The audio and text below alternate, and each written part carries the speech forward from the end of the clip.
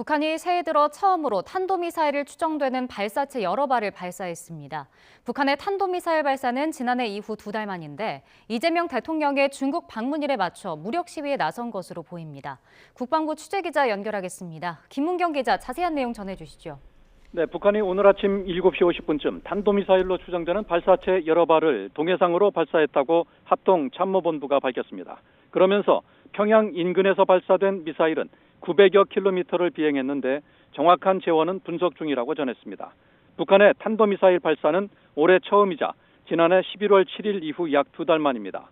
지난달 28일에는 서해상에서 장거리 전략 순항미사일 발사 훈련을 하기도 했지만 순항미사일은 제재 대상이 아니어서 군이 별도로 공개하지는 않았습니다. 북한은 이재명 대통령의 중국 방문일 날 탄도미사일 도발을 감행하면서 무력 시위라는 점을 분명히 한 것으로 보입니다. 이번 한중 정상회담에서는 한반도 비핵화 문제와 평화 방안도 다뤄질 예정입니다. 특히 미국이 베네수엘라 마두로 대통령을 축출했다고 밝힌 뒤 발사한 점으로 미뤄 이를 염두에 둔 게 아니냐는 분석도 나옵니다. 북한의 탄도미사일 발사와 관련해 청와대 국가안보실은 긴급 안보 상황 점검 회의를 개최하고 북한의 탄도미사일 발사는 유엔 안전보장이사회 결의들을 위반하는 도발 행위라며 즉각 중단할 것을 촉구했습니다.